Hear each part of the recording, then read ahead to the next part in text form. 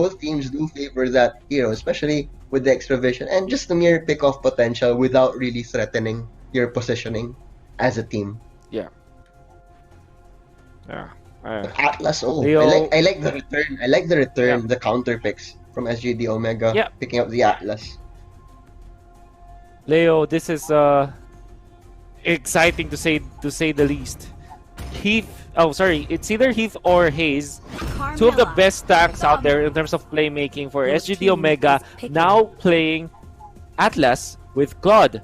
Yep. Now, how do you feel about that? And how do you also feel about Bren Esports going back to the Carmilla again, the core Milla once again? The Cormilla. Well, question one, SGD. Awesome. Two of the highest win rate heroes right now. One through sheer force of nature, that is the Claude. He has the numbers and he has the percentages. On the other hand, Atlas, much less amount of times picked, but the numbers are through the roof. He's only failed maybe once or twice. On the other hand, Bren, if I'm not mistaken, this might actually be Rebo on the Carmilla, not on the Selena, not Few, because Few also rocks a pretty nasty Selena, right?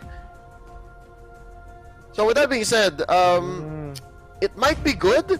The vision she provides might help with maybe the gangster Moneyball if Bren wants to go for that again. But I'm so happy that this stats showed up here. Angela has an undefeated streak, a win streak here in the MPL, 100%. Is this just SGD Omega or have other teams tried to use Angela? I think they are the only teams that are playing Angela nowadays, or at least to great effect. The only ones with successful Angela plays. We don't know yet if this is going to be a support or again back at the core role. Nevertheless, there's the Uranus. SGD Omega, they paired this up so many times now. Uranus with Angela.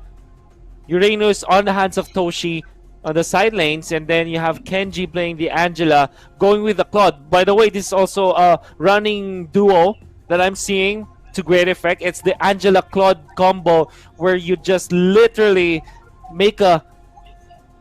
Imagine a tank, but the tank is mobile. Like the tank can go at ya. Normally tanks go from a distance, right? But this tank is gonna be in front of you in melee range. That's what I noticed. Yeah, but how do you feel about this, guys? It's a tank with like a 360 firing arc, right? It'll just come in the middle with Angela inside of her or him, and then they're just gonna pull the trigger. That's exciting. I really like it. And the best part is they have a get out of jail free card, right? With that BMI. Yeah. But on the flip side, Bren Esports, that carry, I talked about the bodyguard mentality earlier. There isn't that one bodyguard hero that can protect that carry. But at least this time around, Kaltizi did listen.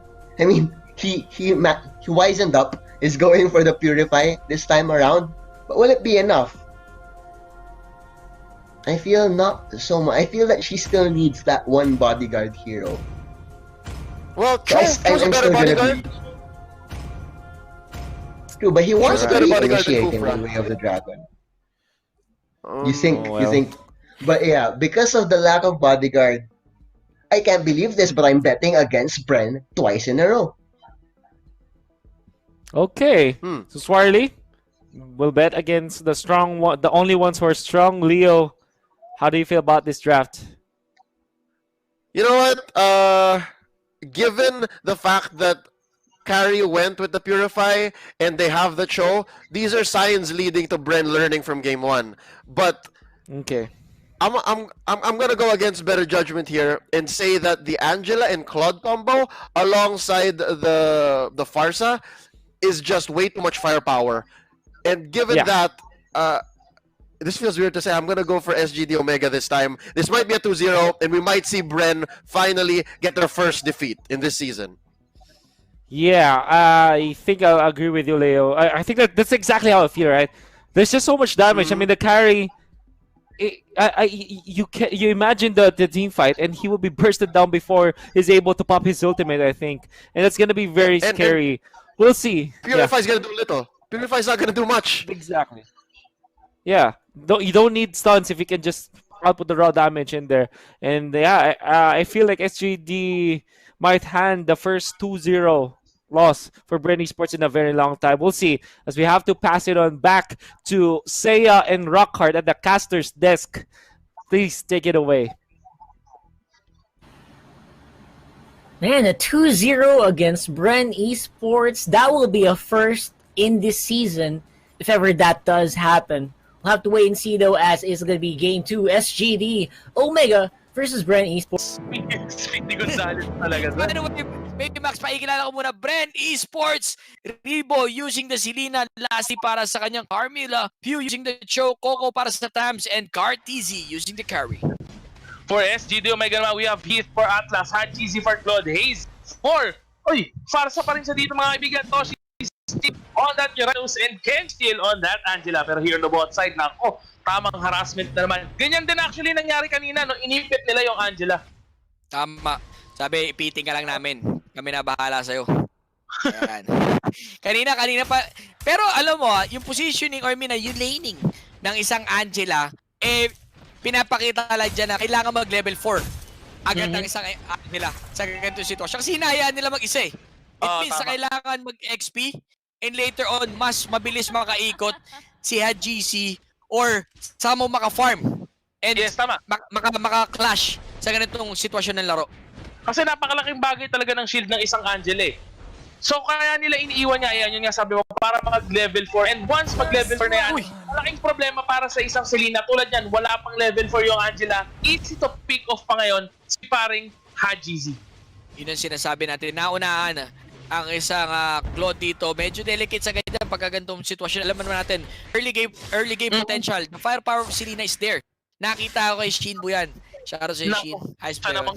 Siyang tunay. Siyang tunay. Eto na, Carteezy positioning ang grupo dito ng Bren Esports para kuhain eto si Toshi, ang kanyang Uranus. Oh, speaking of Toshi dito, pero doon sa may bandang gitna naman, tinamaan ng dito, si Parahir, and look at that damage, wala yatang kasamang Abyssal Trap yun, parang Prof D, kaya medyo bitin yung damage test dito ng ating Selena. Pero yung tuka, medyo tema cuts. Yung medyo masakit na yung tuka ng ating Selena. Tapos ang matindi doon na Baymax, yung tinuka niya doon, tank. Fundamental.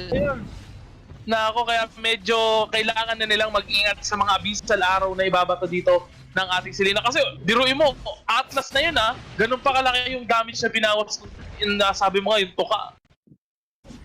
Iba ang pinapakita dito. 1-0 still.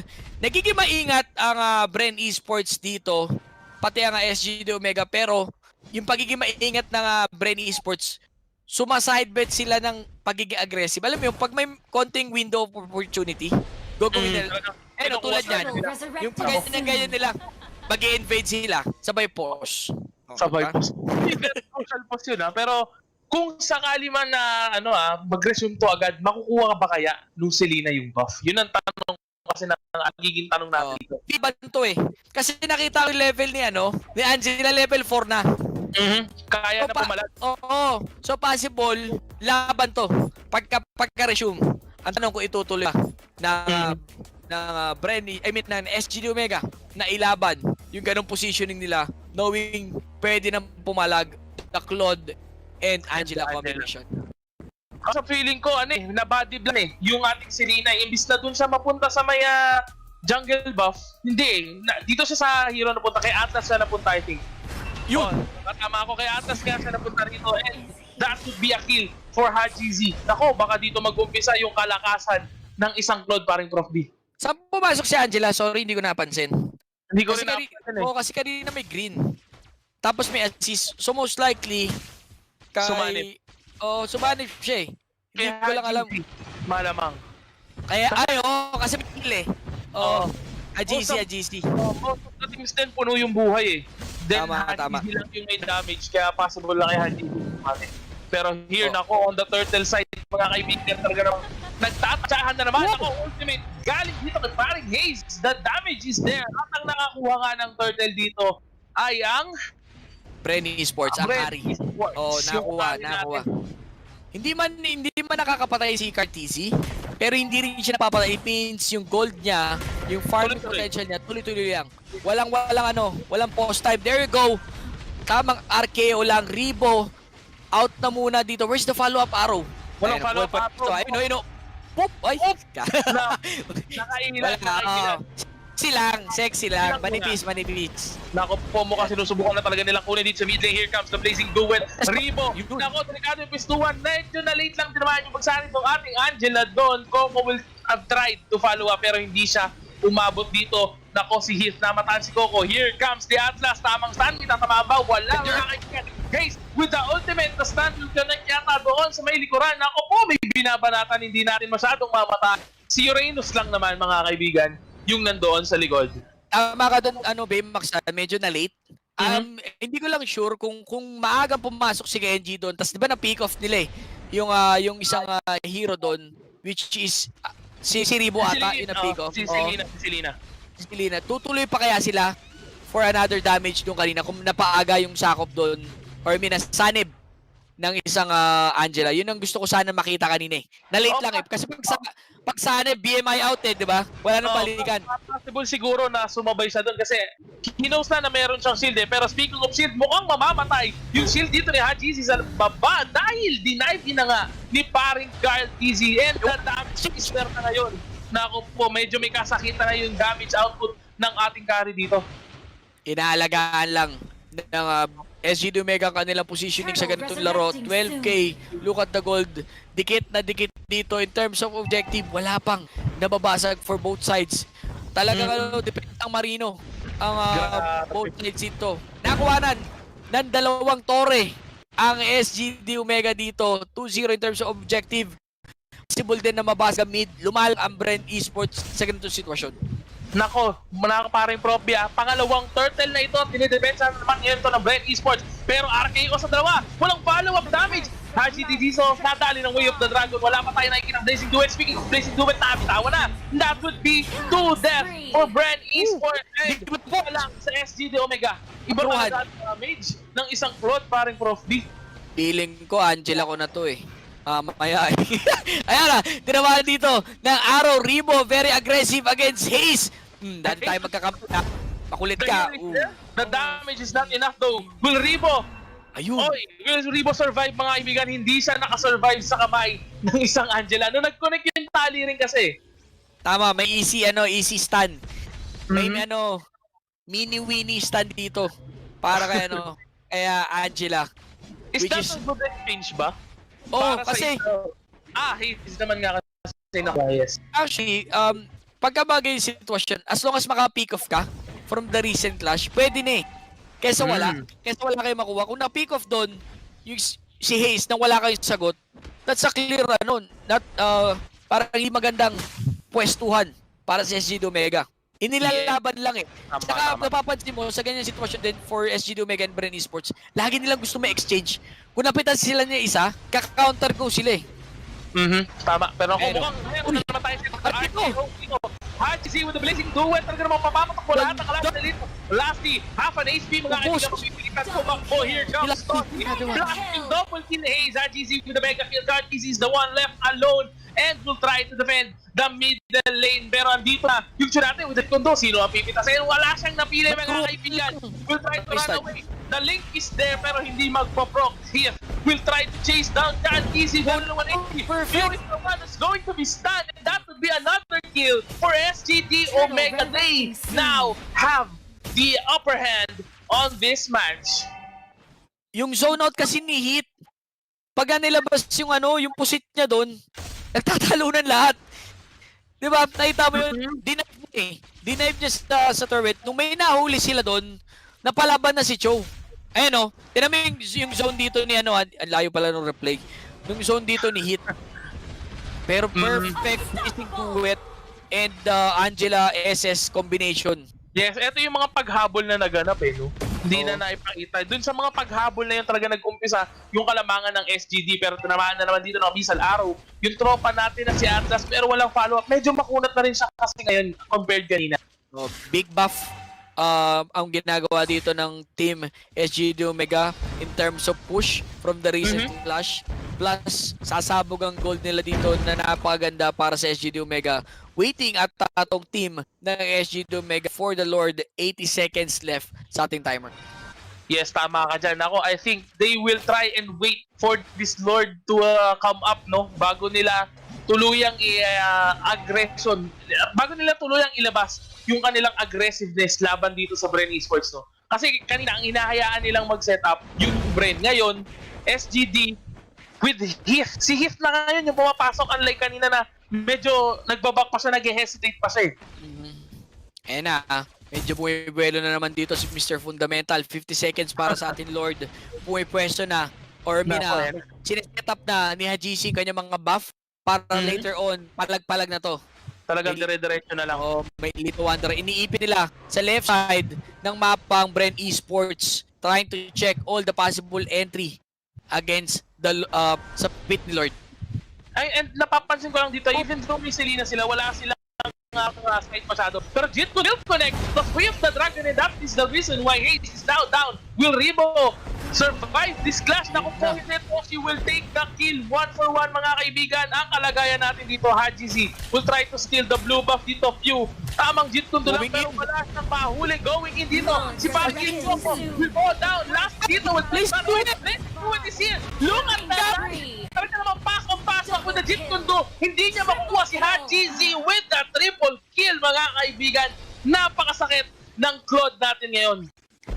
Ubos pati pantubos. The perfect position sa Blazing Duet and the normal ng isang Claude. Nakita niyo yung ginawa na perwisyo ng isang Claude against... Uy, naku na uli! Binigla! Naku, tatapusin ito paring Prof. I think this will be a 2-0 and the very first loss of Bren Esports. Ang nanalo mga kaibigan, walang SGD Omega. Ibang level up. Sobrang ganda na nakita nating laban na yun. Ang bilis. Mas mabilis pa sa fast. Oh. Mas ano pa yun, mas quicker pa sa quick eh. Yan, 5-16 na ating score. Haji